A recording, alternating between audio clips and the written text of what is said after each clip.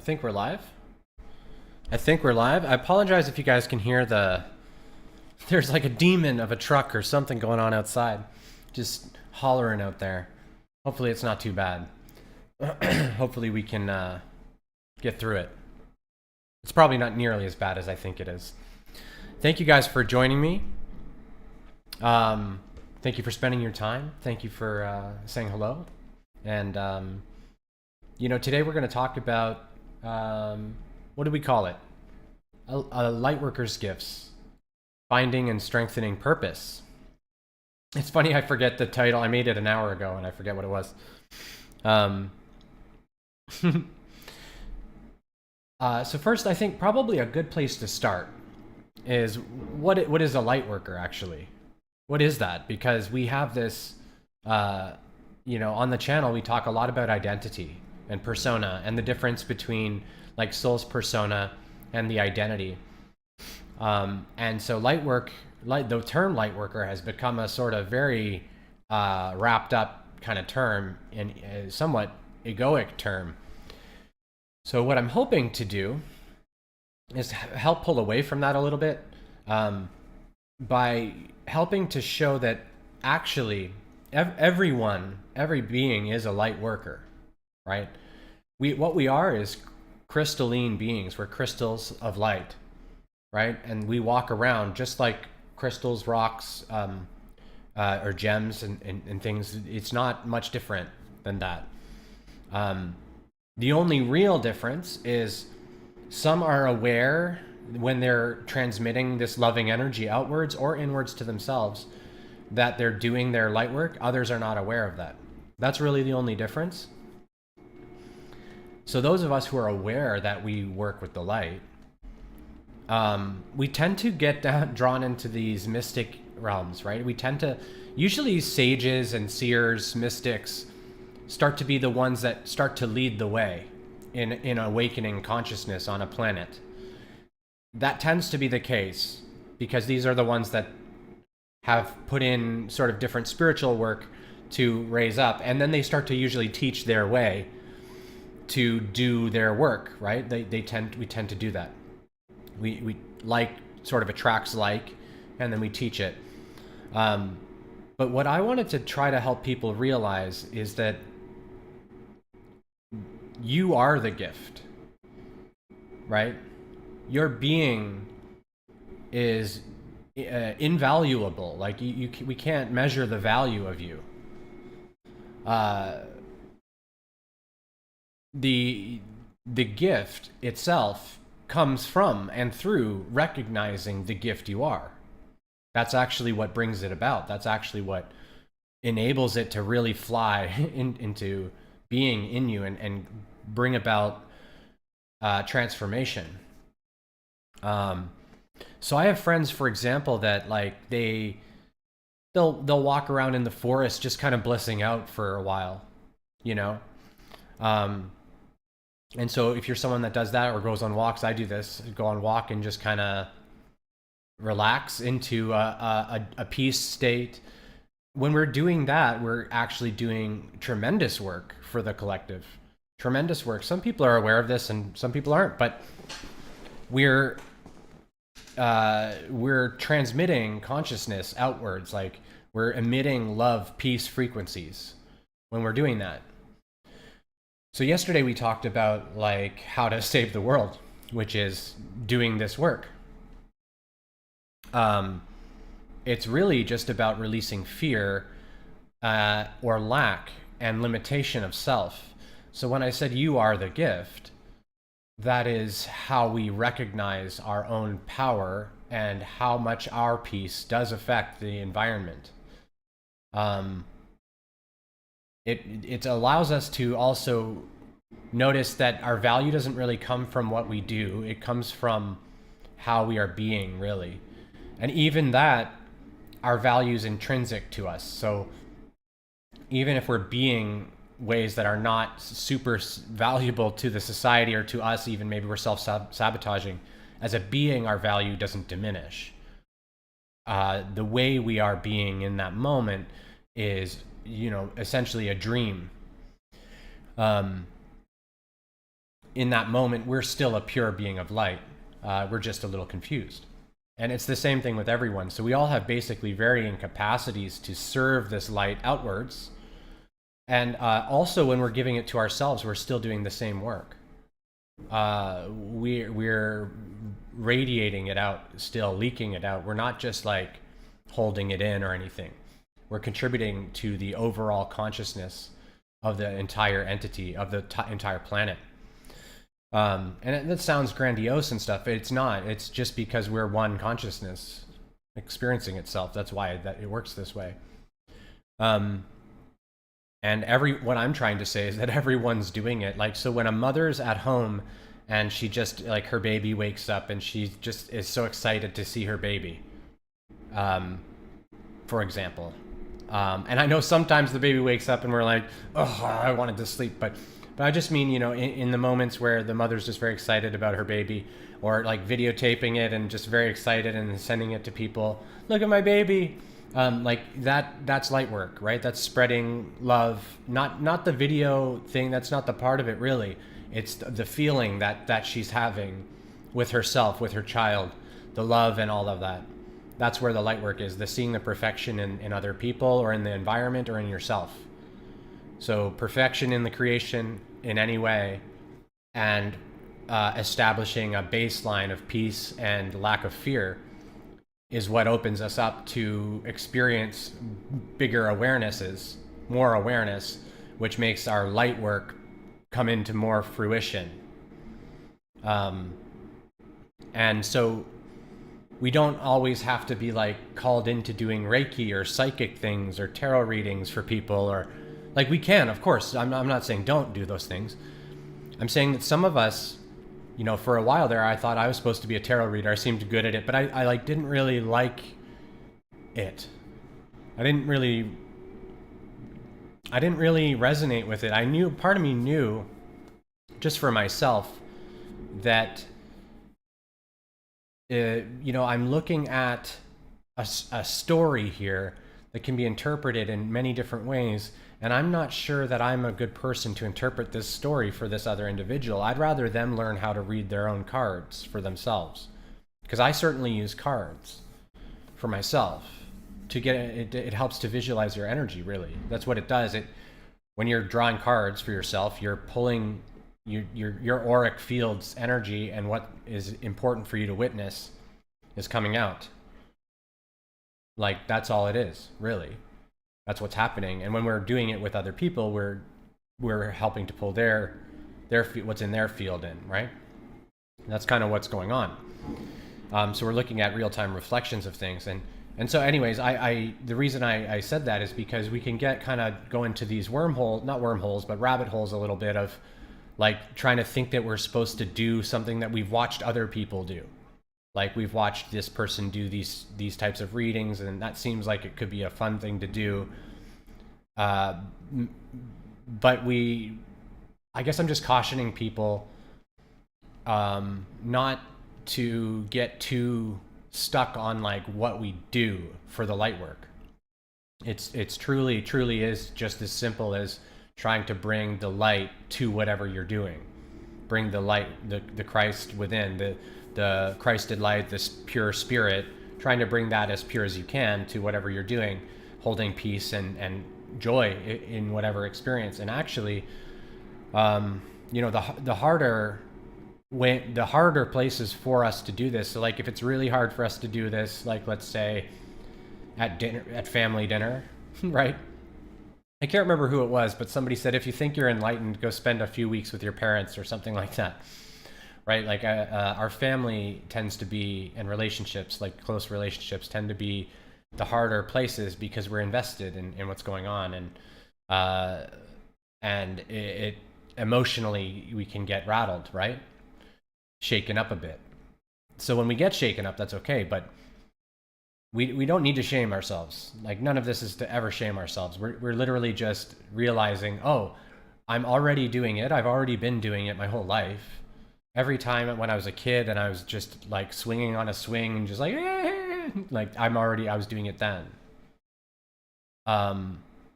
That's what humans are. Hugh, like light man, Like, we are beings of light. That's what we are in truth. So we are all light workers, just some of us are aware of it, that it's happening, and some of us are aware of some of the vibrations we're emanating and more conscious of it because we've done the investigation in ourselves to notice these things. Some of us are less aware of it, and then some of us are more shut off from our light, you could say, right? Some of us are, but they're still doing it. They're still broadcasting that frequency, right? They're still putting that out, and it's still light. It's just not necessarily frequencies that we dig, right? As people or as a society or as individuals even. But it's still a form of light work. I've called it before shadow. It's like a shadow work, right? It's like a trick of the light. Is sort of the way I see that personally. And an interesting thing is that it's the ones that get so asleep and unaware that actually have the potential for some of the biggest pops of awakening. The people, like most of you will probably know or notice that it's so common for like deep depressive states to spur awakenings. This is why addiction, also recovering addicts, often spur into these types of awakenings, because this level of despair that people get to has to be balanced, counterbalanced, and the deeper they go into their shadow and darkness, almost the more of an elastic band effect there is, almost to sling them up. But the traversing up like that, all the layers of us break apart, and so it's painful and it hurts, and it's we're still often really conditioned by society to think, I'm supposed to bring specific physical value to everyone around me all the time. Like, if I'm not bringing a physical material value to society all the time, everyone around me, then like I'm failing at life and stuff like that. It comes from us like wanting to be a good boy or a good girl when we're children, wanting to help people around us. Parents maybe emotionally not so great, and us coming in to be the caretaker for them. We start to lose sight of our own value because we think that our value comes from how much value we give. When our value is already here, doesn't come from anything, right? The gift, we are the gift, you are the gift. That's what I meant by that, is that you are the value already. And the attention that you're giving to these people is lovely. So I'm not saying don't give value to people. What I'm saying is we want to notice that when we're doing it and not checking in with ourselves, right? When we're kind of putting ourselves unconsciously on the back burner, or like, we do want to put ourselves aside and help others. That's a good thing to do, in a way of like, maybe Sean's a little uncomfortable with this, but I do feel called to aid. So I'll put Sean's feelings aside and we're going to aid, right? Like a spooky thing might be happening. Somebody might be hurt, and maybe there's a fire and I got to go in there, right? And then are we the person that goes in the fire and tries to get the other people out, or whatever? I like to think that I would try, So I'm not sure why I'm talking about the fire, but I just mean that we do still help people. We do still offer our service to people, physically doing things, speaking things, but also recognize, like, when we're, for example, what we think of as offering love. This is kind of important. Is we tend to romanticize and have like fantasy ideas of like what love is. Like, love is sort of like fairy tales we saw when we grew up, or my grandparents were together until the very end and they loved each other the whole time. That's love. These types of things. And yeah, that is love, but it's also just like a portion of what love could be, right? Love is an infinite thing. Love is probably the closest thing to what God is, right? And because we can't really describe God, we also can't describe love, because it's one and the same. There's not really descriptions for that, other than just I am, right? I am as I am that I am. So we want to notice that actually everyone, when they're having like positive intentions, they're giving their version of love. There was a person that wrote a book about love languages, and you know, it's interesting to just notice that some beings just won't receive love in certain ways. So for me, the way that I find compassion to be most compassionate, most truly authentically compassionate, is for me to first try to bridge with someone who's telling me their problem, try to bridge it and try to be like, I hear where you're at. It sounds like it's a hard thing. That type of thing. Try to validate a bit. But then I try to bring it back to, you know that you're more than this though, right? Remember? Just like, it's okay that you feel sad right now as well. And I try to do it in appropriate timing. However, that compassion, some people, because because they're not holding a value of, like, they don't want to let go of that pain right then. And so my timing might not be appropriate. There's a lot of different variables here. But also, it's just interesting to notice that compassionate truth can just not be received as loving, right? It can be received as actually hurtful, or it can be received as problematic in some way when it was true, but maybe the timing was off. However, if we understand divine timing and my intentions being pure, then we know the timing wasn't off. The timing wasn't off. And where is the problem? The problem is in how the other person's feeling about something I'm saying when my intentions are pure. So we have to question ourselves really on, like, when are people actually trying to be loving, but we're just not receiving it because it's not our normal way that we would think of love. We can notice that there's lots of that happening. Like my parents are great examples. Like the way that they show love is not a way that I would get really, most of the time. And so this was really helpful for me to be like, oh my gosh, like I couldn't see the love that they're offering in certain ways. It becomes easier and easier to see that the light work that other people are doing and the way they're choosing to do it might be weird to us, right? Might be kind of odd that they're going the way they're going, and it might not resonate with us. But if we can, like, kind of depolarize it, and make it a little bit less, less like noticing the lack that we feel from the transactions, instead of noticing, oh, I don't feel the love in this, noticing that they're trying though, they are trying in their way, right? But it's actually this recognition that we are all doing this all the time, that it's not a weird, unique, special thing, really. Most of us, everyone that's probably watching this, has done this before already in other lifetimes. So we're not really needing so much to learn how to do it, other than we're needing to de-learn or forget that forget how to be unconscious. Basically, we have to start to forget what we thought we were really, right?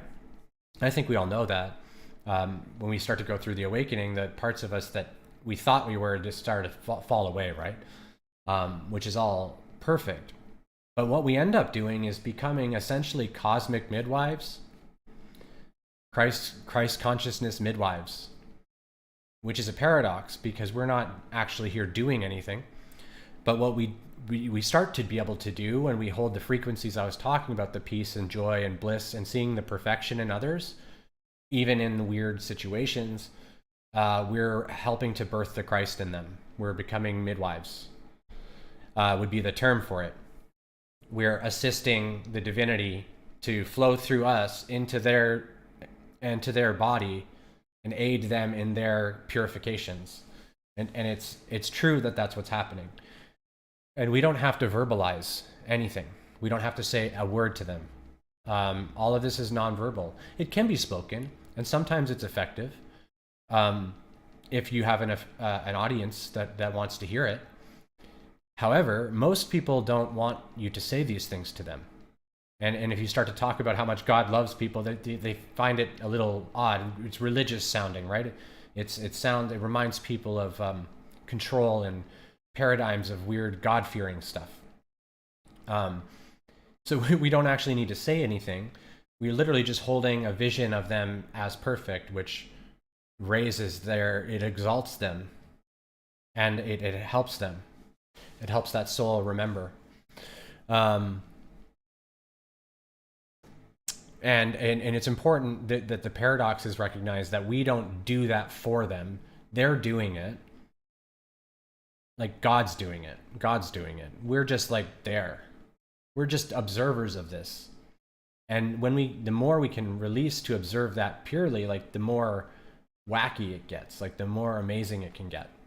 And the more observant we can get of that. He says, yes, without getting into all of my long experience and journey, I had numerous childhood PTSD moments growing up, but now as family, we hug each other when we see each other. That's great. And my parents tell me they love me that's great. Yeah. I've been having similar transformations. I had post-traumatic stress from other things, not really from parents, other things in my life. But it's the same sort of thing. I noticed essentially forgiving all of those things, like the PTSD symptoms go away. Isn't that interesting?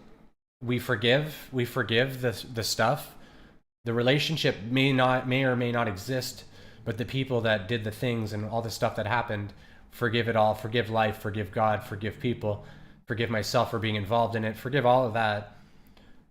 Now I don't have the symptoms. The symptoms are gone. I don't even know, I almost forget why it was ever an issue. I'm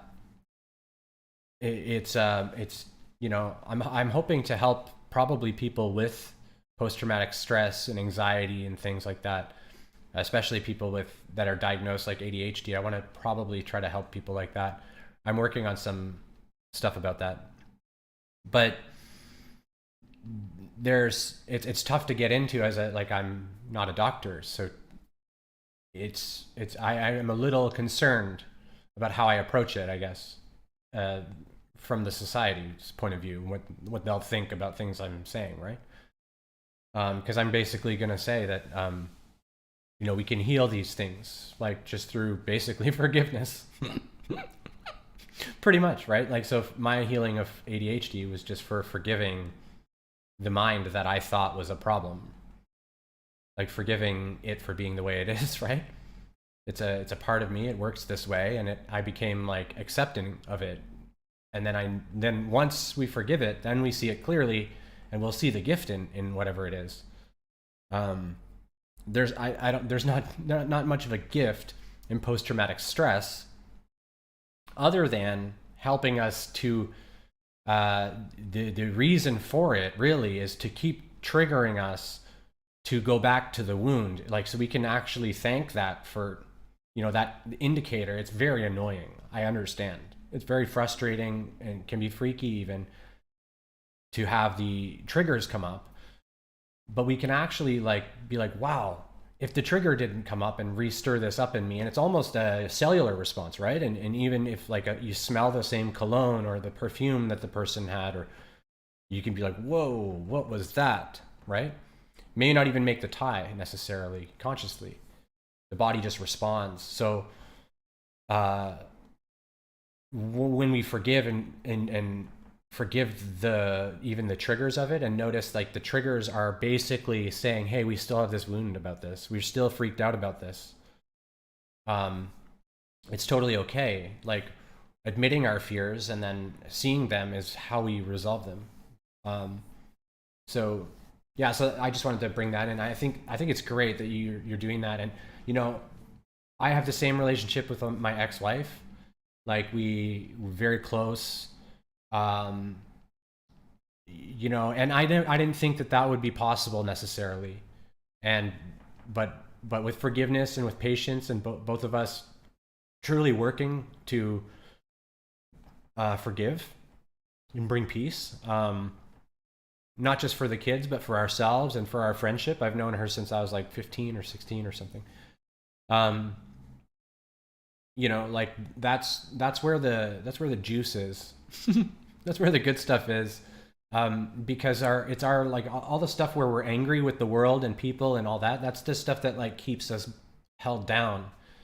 That's what keeps us from having difficulties doing the light work, finding the peace vibrations and the joy and the bliss vibrations in our experience becomes challenging because we're holding on to stuff that's like, you know, it's like we've got too many bags, and like the plane or the spaceship, like we've got too much cargo. We need to let go of stuff so we can fly up in our vibration. And it's hard. I don't want to rush anyone through forgiveness. I just do like to remind everyone as much as I can that it is the way. It is the way. Every act of forgiveness, we're forgiving not just the other but ourselves for like bringing the whole thing, being involved in it, however we see it. But really, all forgiveness is forgiving God, because when something occurs, it's of our creation, us being God creating through us, through an extension of God's will, which we then attribute to a being outside of us that's done this to us. And that confusion that we have causes us to need to forgive that, because we hang on to this thing. We've placed sort of anger on this externalized force that we might call reality. We might call it the universe. We might call it the planets. We might call it anything. This is where forgiveness is like anything we think of that bothers us can be forgiven. And it all ties back into our framework of like reality and how we see God. We just don't, most of us don't necessarily realize that we're talking about and learning about God when we're doing our self-inquiry. And that's what they meant by like, know thyself, the kingdom of heaven's within, and the Egyptian proverb. And then Jesus said it again.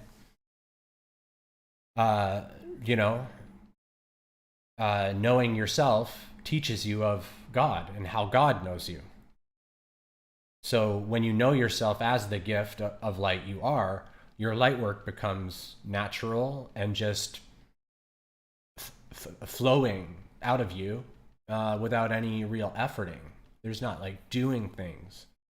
You start to realize, oh, I'm like bursting with like light here, right? And then you're like, neat.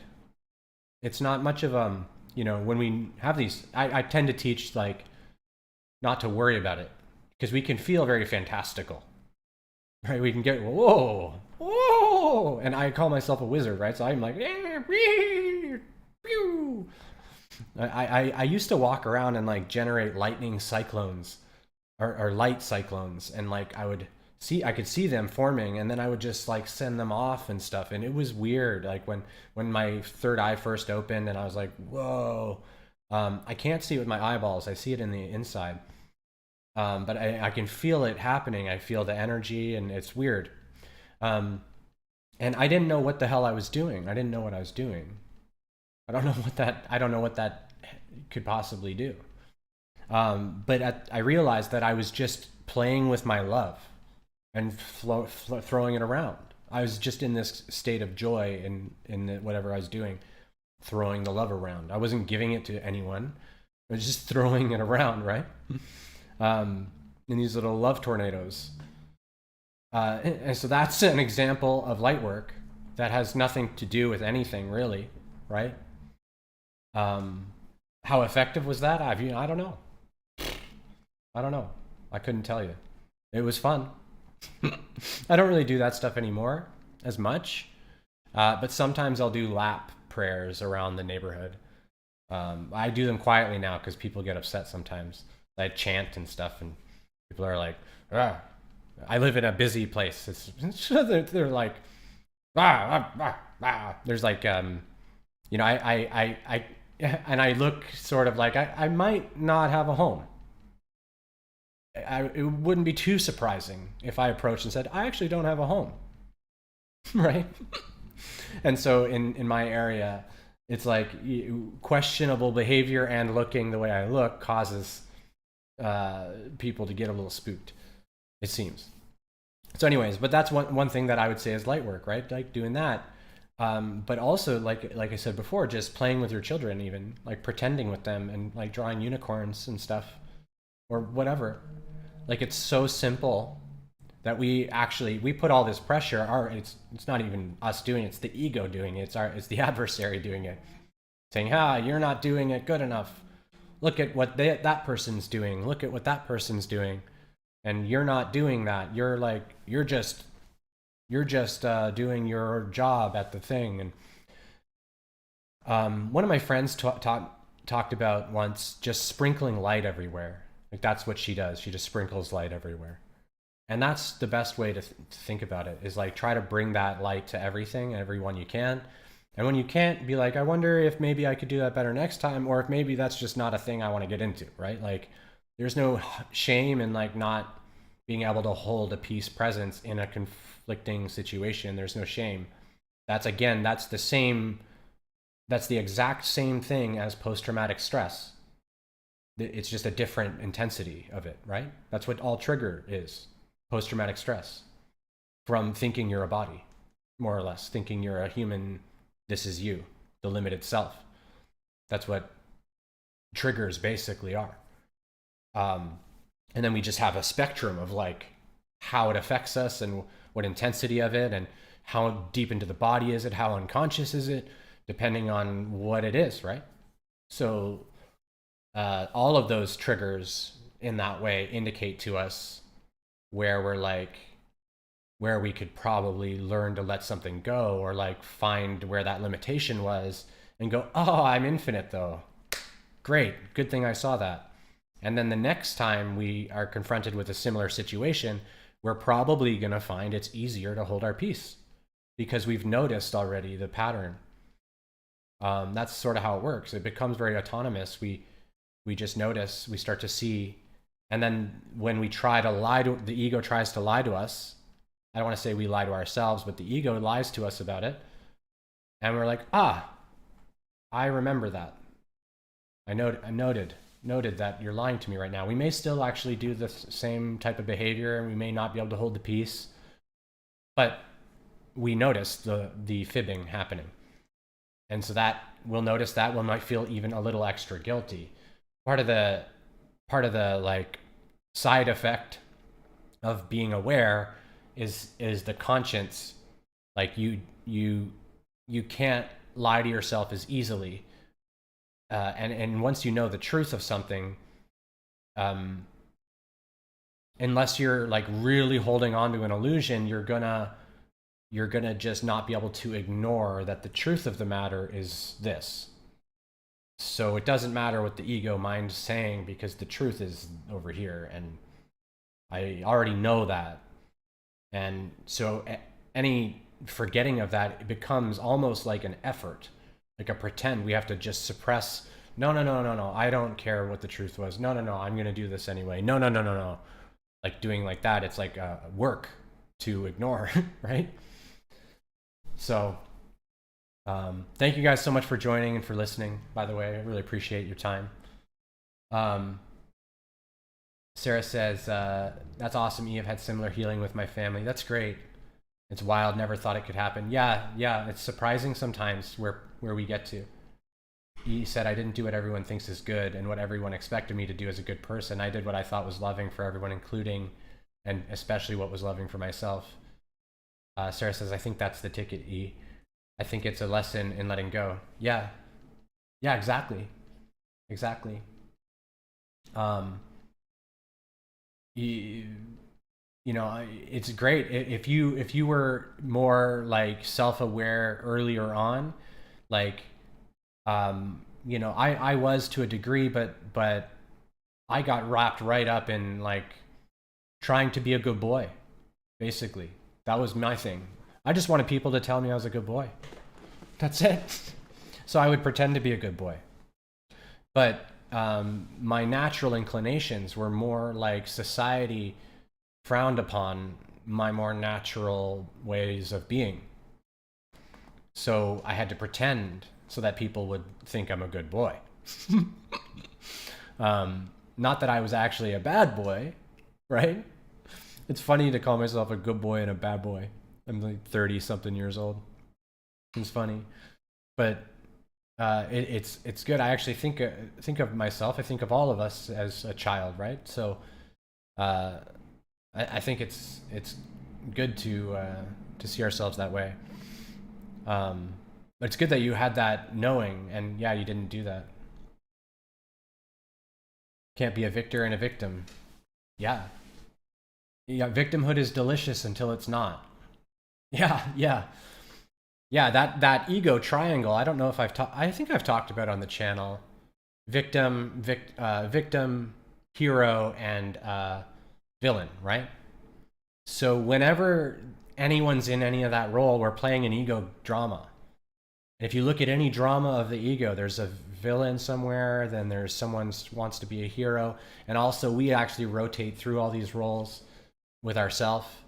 But it's essentially doing one of those things to polarize, right? To be contrasting to itself, to be dualistic, really. So we can realize that we're not those things, and that helps to disempower all the egoic thought, because it's all based on that foundational belief that something is against me, someone or some entity is against me and has power over me, or I have power over another, or I'm going to save someone, I'm going to fix them or something, right? We start to get into just false righteousness. Ooh, on false righteousness, there is an amazing TV show. If you guys are into, like, it's a little spooky, not crazy, but it's called Midnight Mass on Netflix, and it's a wacky one, and the end of it is deep and profound and amazing. So just something I'd like to recommend. It's got 7 each episode is like, I think it starts with Genesis and ends in Revelations, and it's just about a small town on an island, and I'm not going to say anything else about it. It's amazing though. I loved it. But if you watch it, think about false righteousness and through it. Think about like how in the name of righteousness we can do the most horrendous things. And it really highlights that, and then highlights some of the learning about it too. And then it goes into some other really cool symbolism and stuff. Lots of symbolism in that. Lots of really interesting stuff. Thank you, Wendy. Happy Thanksgiving. Yeah, thank you.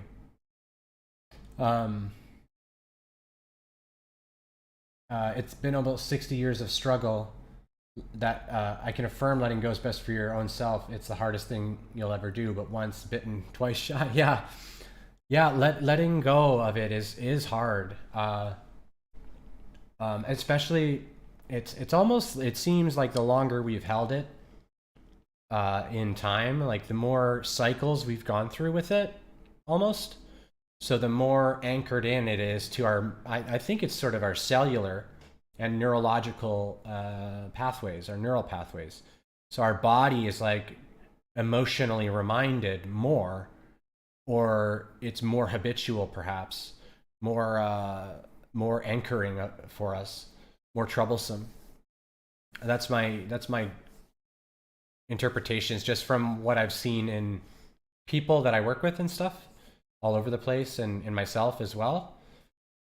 It seems like the longer we've been dealing with a particular issue and not being able to let it go, the more solidified it gets into us, the more like punchy it is or sensitive, raw it might be. And also the more we'll usually switch our behavior to avoid issues in that area too. We'll start to, you know, maybe stay away from things that we probably don't really want to stay away from, but we are, and we're making reasons for that too. So, you know, as somebody that often would do that, like, just, how do I describe it? Like, if somebody was outside, I might not go outside. I might wait for that person to not be there so I could go, because I just don't even want to encounter them. Not it's just a stranger. I just don't even want to be around it. Right? I used to be kind of like that sometimes. And I wasn't scared of them. I just didn't want to deal with a human, right?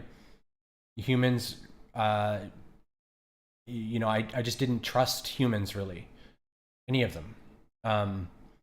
So, you know, I think we get betrayed by some friends and stuff in certain ways deep enough, and or whether it's truly betrayal or just feels that way. Trust for strangers then is, like, you know, hard to even fathom, right? And so it's not like I would be afraid that they'd do something. It was more just like, I don't know what they're going to do, or maybe they're going to try and talk to me. What a nightmare that would be, right? That's how I used to think a bit. Like, well, who knows what kind of nonsense they'd talk to me about. And, you know, I found talking with humans challenging because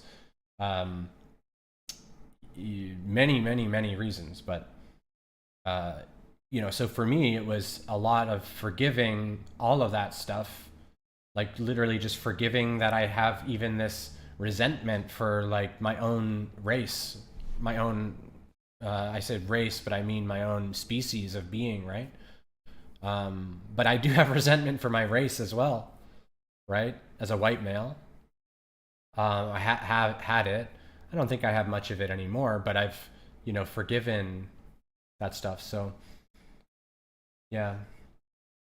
Sarah says, regarding the topic, I think we all go through that base in the beginning of finding our purpose and saving the world, but really our own soul evolution is the best gift. So, yes. Yeah, exactly. Thank you for saying so. That was the intention, to make that point. That the light work, the saving the world, and I said it yesterday, right? Like, it's activating the light, bringing the divine presence here to the moment wherever we can. That's really, it's that simple, really. And I was hoping to help people feel that, like, that's where their value is. Like, that's what's going to feel the best when we can get to that. And the way we get to that is by learning to feel safe to do that. And to do that, we usually have to confront some fears. So, you know, it's sort of like, maybe you have someone in your life that's just always like a jerk, right? They're just kind of constantly a jerk. Maybe you can try to approach that person with just wide open love, and honestly just, like, try to see them in a different way. Things like that. Try to see them in a different way. Try to see past that, past the facade, the mask, right? And one way that helps me is to notice, like, to know for sure that when people are being jerks, they treat themselves probably even worse, usually, like, inside.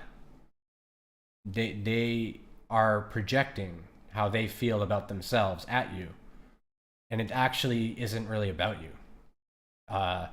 They think it is, and they can make it seem like it is, but it's all about them, just the way our healing and our stuff's all about us. Our emotions are really all about us. There is only one here. So everything in that way isn't personal, really. Although it does seem to be. So don't get me wrong. we when people are being jerks, they're projecting, and so it helps me to remember the pain that they're in, like how I used to feel about myself. I didn't do as much projecting as some, but certainly we all do it. And you know, that helps me to realize, they're forgetting themselves right now. So like it's okay. I've been there. I forgot myself before. You know, one time I got drunk and fell over a railing into a rose bush. I didn't know who I was back then. I was like 20 years old or something, 19 or something. But I fell right into a rose bush, all the thorns, and people tried to help me, and I was like, "Get away from me!" Because I loved myself so much, right? You know, I was being an idiot, and I was being mean. You know, it's silly. It's silly, you know. But that's what I mean is like I've done that. That was super dumb, right? You know, I still remember it. Like I still have not embarrassment, but just like a wow, that was dumb, so dumb. Sort of feelings about it. But it's just really funny to think about how silly all that stuff is, and you know, the reason I was acting like that was because I was sad and hurting and forgetful of myself, right? And I just remember those types of things. Like I've maybe I haven't gone quite to the degree that this other person's going, but I've been really forgetful and done things that I didn't think I would do, right? I didn't, you know, luckily for me, you know, I didn't really get violent or do anything hurtful to people like that. It's just words, but words can be just as bad, you know. I've said some mean things to people, so I try to remember that like I've been a dick sometimes. So I can still love myself even though I've been that before. Maybe I can love the other person while they're doing it right now. I can realize the Sean that was in me being a dick before is like, that wasn't real. My light was still there. It just wasn't like flicked on right at the moment, right? And that's what's happening here. That helps me, but that's what I'd recommend, is looking for some of those obstacles to it, because it's actually going through those that opens the gifts up.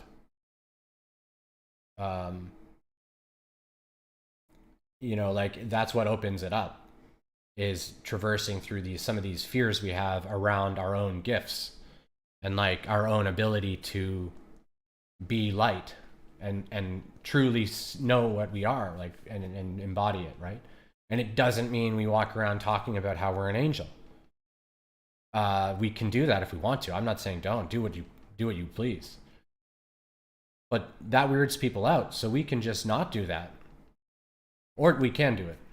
But you see what I'm saying, right?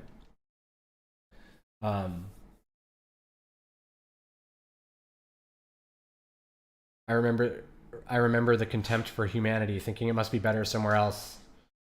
But I realized this life is the alien one to other lifetimes. Yep. This realm is just as divine as any. Has its own special set of obstacles. Yeah, exactly. Yeah.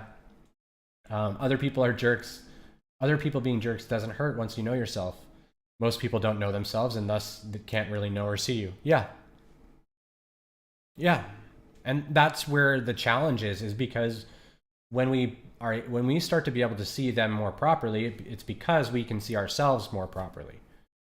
That's why it's happening. That's why we can have the recognition, because we recognize ourselves, our own soul, or the spark of ourselves. And then we see that in them, and we're like, oh, I see you. It's you. It's me. Right? We do that. At least that's what happens in me. And I'm like, and I have to go, serenity now. Chill out, bud. You're going to weird everyone out. You're going to get too excited. And my legs start to bounce. And I'm like, that's just because I haven't actually properly learned how to manage my own energy properly. Like, I'm still trying to, because it's so much happens. Um, but yeah, like, oh yeah. Identify, absolutely. Sarah says we can identify with our angelic sides, our starseed roots, but I think grounding into our humanity and being relatable is important. Otherwise, we're being pulled up into Luciferian chaos. Interesting, Luciferian chaos. Yeah, I think that just like you said, the truth is we are essentially angels, walking angels, stars, divine sparks, lights, spirits. That's what we are. But humanity doesn't get that really. Like, but they are getting it. Like I just saw, what's his name? KRS-One. He's a rapper. I think he's like waking up or wide awake at this point. And like they're just everyone's just popping up. You know?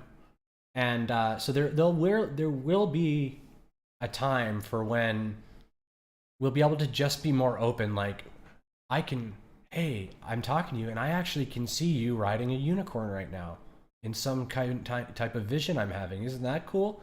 Like, and they might go, wow, that's interesting. Instead of that just being a weird ass thing to say to someone randomly, right? I see a world where that could be a lot more normal. But the world itself has to like embrace the inner child and like the innocence of things and the exploration. Because when we start to have like I don't know about you guys, but sometimes we get impressions of what other people did maybe in other lives. We might see some stuff, feel some things. We might get psychic imprints, and that's one of the reasons that I'm doing this video is because like we can misunderstand our role quite easily and start getting involved in things. And there's you know, a sort of principle of non-interference that becomes prevalent in our lives. Because if we're, and I've explored this because I try to help people almost if they don't want it or not. Like I was trying to help them with spiritual insight, just in my own ignorance, trying to be helpful. But this is something I learned just as a teacher or somebody trying to help. The soul won't receive what it's not ready to receive. The law of confusion gets triggered, essentially, due to the free will of that soul to not understand you. They're not ready for what you're saying, so they just won't understand you. And when we push against that, we're starting to try to interfere. And so that's what some of this is when we're like, oh, I'm an angel and I'm a thing and this is that, and we're telling some interesting stuff to people that aren't ready for it. They essentially just get cognitive dissonance and probably just think you're nuts or whatever, but they can't grasp it, they can't see it, they're not ready to understand the world that way yet, basically.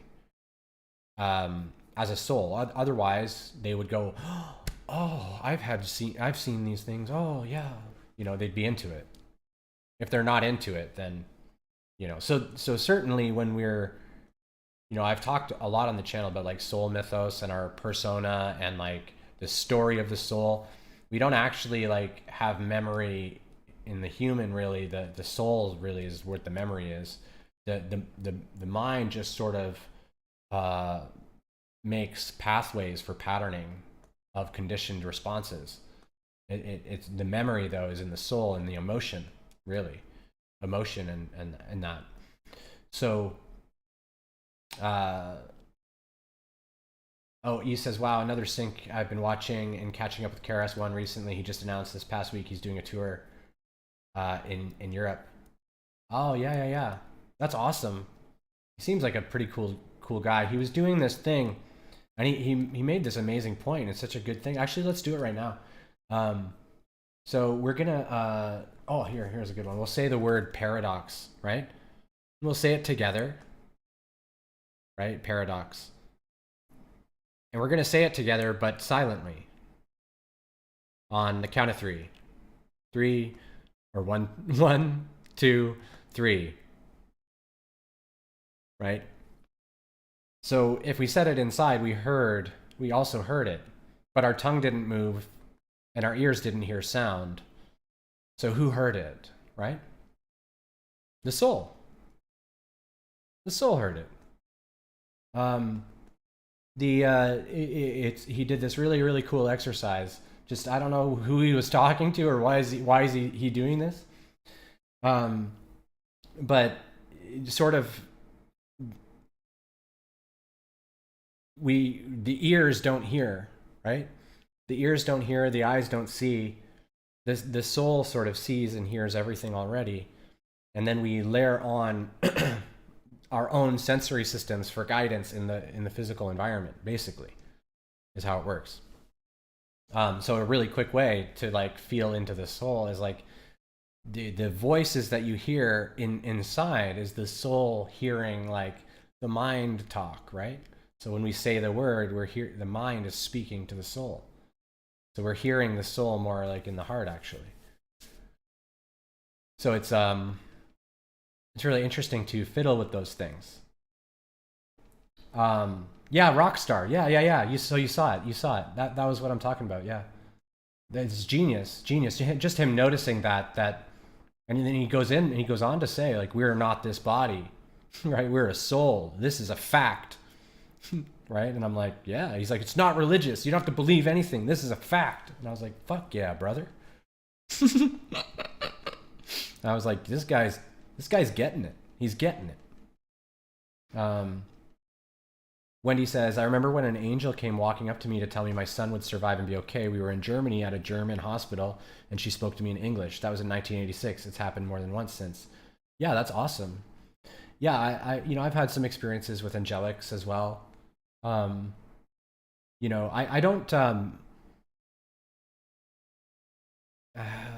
don't, my experiences have not been like with the physical eyes. I don't see stuff clairvoyantly with the eye, the physical eyes. I do see some stuff here and there. Usually in the peripheral vision, I see everything actually glows all the time. It's glowing. Everything is glowing. Sometimes it's a little affronting. But yeah, for me, no, I don't really see things, and I think that's one of the beautiful things as well. Is we're all very unique in the gifts that we have, and it's like by embracing the gifts and not being afraid of the gifts that they become like the best version that they could be, because it's essentially like we have this divine gift. Like mine is kind of an annoying one. I can like really really transparently, and I think most people can do this when they know themselves to enough of a degree. They can see ego like really really really transparently in themselves and in others, and it is a bit of a superpower, because like it becomes really easy to manipulate people, to like get what you want if you wanted to. Like there's challenges that come with that. It's almost like a curse a bit, like, oh, like I'm seeing too much of people. It's too transparent. Like this isn't fair to them, almost, is some of the feeling. I'm just seeing a little too much about all of this, and I'm not even trying to see anything. It's just obvious to me. The reality becomes a little challenging that way. But when I was able to like accept that it's my stuff that I'm seeing, like I'm not seeing, like the reason it's becoming clear to me is so that I can process it in myself about, oh, I see, and clean that up. And once that gets cleaned up and forgiven, now it's like almost not, it's not information that occurs to me to peruse anymore, because it's not relevant as catalyst to my soul. So I don't notice the ego as much unless it's doing something wacky and like doing something like weird. If it's getting weird, then I usually dip out of that. And the other thing is, if somebody tells me that they're afraid of me, I immediately bounce. Immediately, I don't know how to talk to someone that says they're afraid of me. And it happens sometimes, like someone's like, you're scaring me. I think I'm intense is the thing. I'm passionate and I'm intense and I'm convicted in what I'm saying. And I think it spooks people. I think it spooks people, right? And so when that happens, I'll just, like somebody said on the phone one day, they're like, you're scaring me. And I just hung up. I didn't even know what to do. Like, I don't know what to do in that case. Like, I'm being so misheard that I'm just, oh, okay. And I know the people are scaring themselves. Like, I know that I'm not trying to be scary. There's nothing I'm doing that's scary in itself.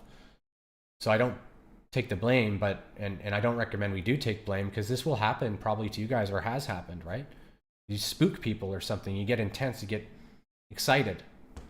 And when you get intense, like, your light just goes, and that's what happens. It spooks people, right? It's intense. The more we work on ourselves and the more awareness of ourselves we have, the more, if we get too wrapped up into a moment with someone, it's like lots of presence of the one with them is sort of what happens. And that's not to be egotistical. It's the lack of ego that allows that to happen at all. However, the ego can also like misdirect it a bit and make it a bit, we can distort that energy into like a passion, fury type thing that causes us to act astray. So, something to keep in mind.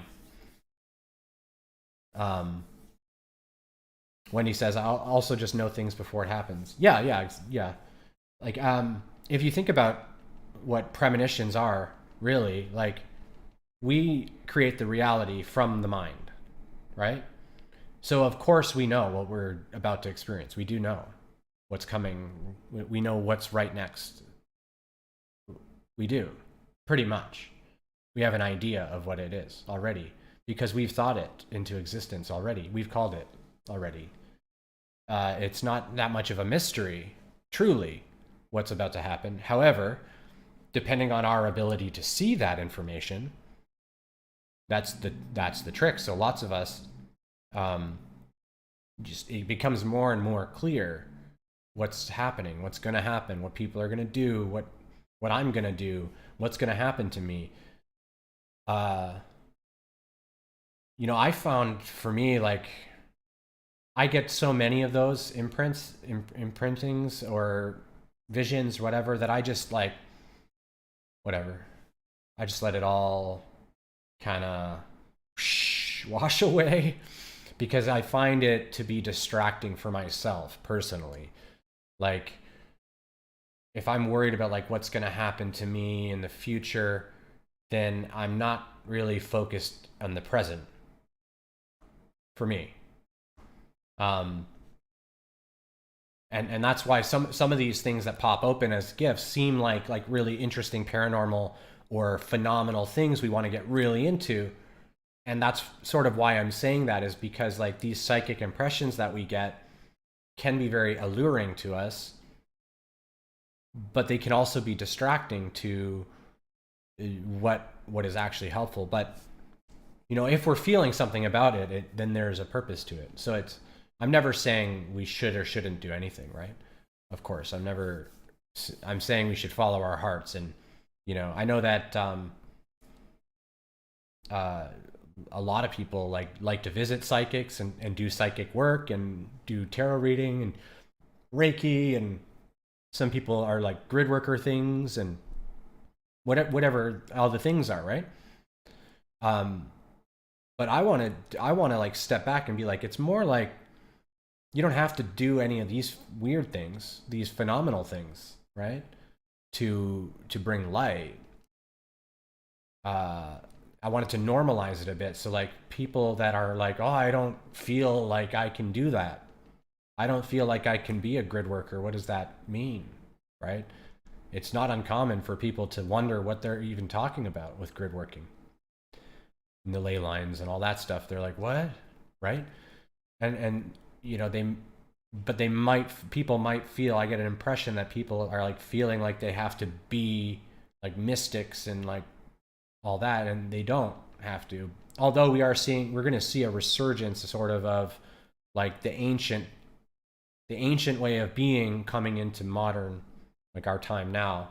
So we have some technology the way we have it, but we're going to have to bring the ancient and maybe more sacred, more truthful living, more, and not all of it was that way. I just mean the ones that were like, I'm thinking more like the ancient druids and the Essenes and people like that, Lemuria and stuff, bringing that type of presence to this society en masse.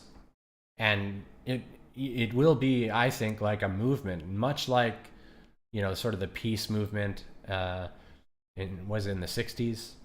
Similar to that, but this is a worldwide popping awake of consciousness growing into the next density of consciousness. This is a bigger thing, and that was part of the spur of it, actually, that movement that helped to bring about the harmonic convergence in the 80s. So there's been a lot of prep work already done by souls that came much earlier than I did to anchor peace frequencies here, right?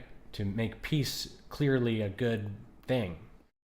That the governments and the different people that fight and convince that fighting is a good thing. There's stuff to be afraid of. We got to fight it and fight that and take this and whatever.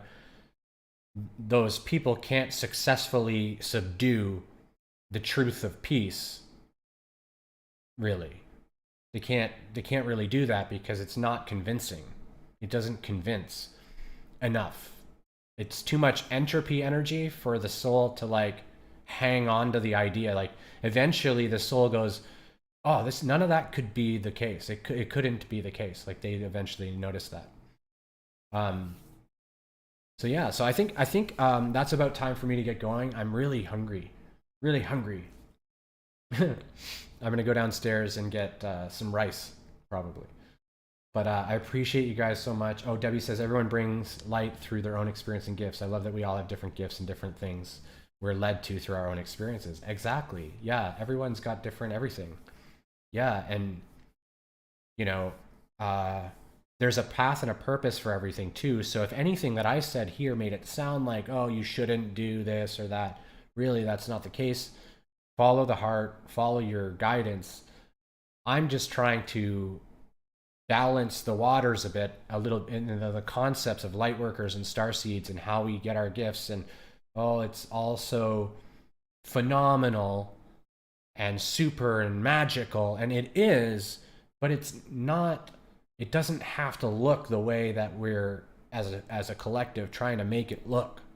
We're trying to make it look like I'm just gonna talk soft only, and it's not real. It's not authentic. It's not authentic, a lot of it. So that's what I realized. Is I was sort of like, why are people not being authentic with themselves when they're trying to be a healer or light worker or whatever? Like you can sense in there that they're restraining some of their certain energies are getting dampened. Like they're making their masculine sound soft for some reason and things like that. Like there's just weird stuff happening in the energy. I'm like, why would they be doing that? And I'm like, oh, I get it, because they think that's how they're supposed to be a certain way, right? They're like, oh, the collective wants light workers to be like this, like a light worker is this way. It's not like just a poet, right?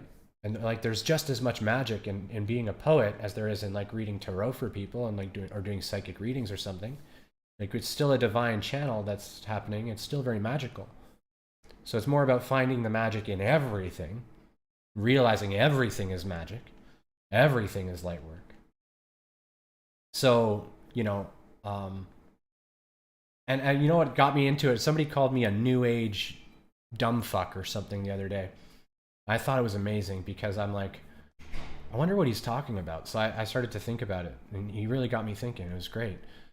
I was like, well, what would that even mean? And I realized he's talking about that. That's what he was talking about, was like inauthentic healing type stuff. That there's an authentic intention to do really good work.